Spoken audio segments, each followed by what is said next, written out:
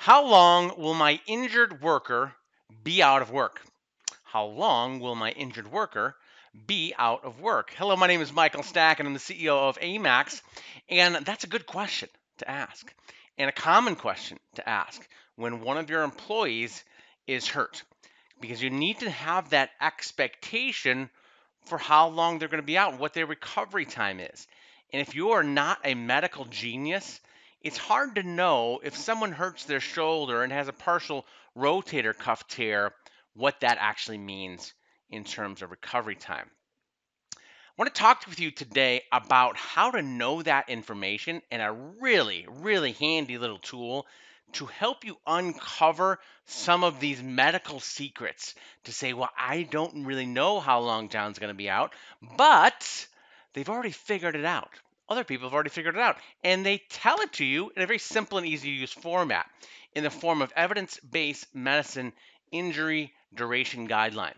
And these are provided by two different companies, or most commonly by two different companies. One is called ODG guidelines, provided by the Work Loss Data Institute, and then MD guidelines, provided by the Reed Group.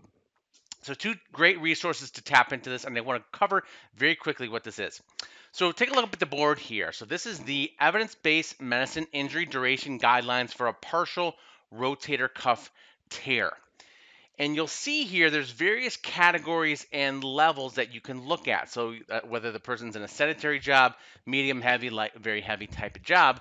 And then they give these guidelines as far as expected physiological. So how long should it take for that person's body to physically heal for them to be able to be back to work in these different categories of jobs? Some pretty general categories, but you can know where your forklift driver fits versus where your office worker fits, if you know what I'm saying. So let's take a look here. So you've got your minimum, your optimum, and then your maximum physiological time that would be required for that person to return to work. And you've got 0, and it goes up to 21, 42, 85, etc. And you can just figure out on that little chart there of what that looks like for you. So if you ask yourself that question, how long will my injured worker be out of work? Go ahead and take a look at this chart and have that expectation. Here's what I also want you to realize, and this is, if you're not familiar with some of this, it will kind of probably surprise you, is that when you look at this and you see these guidelines, even for the very heaviest positions, so the heaviest heaviest job required here, the maximum out of work time physiologically is 85 days for the most physically demanding jobs that are available. If you look at what the actual data says, and both ODG and MD guidelines provide this actual data, you will see that actually only 5% of people are back to work within 18 days. So 5% of people are back to work within 18 days. And the median, so meaning 50% more and 50% less, are back to work in 95 days. So more than 50% of people aren't back to work within the maximum amount of time required for physical healing. Now, that should put you on edge to say, what are we doing wrong? Why are we missing this?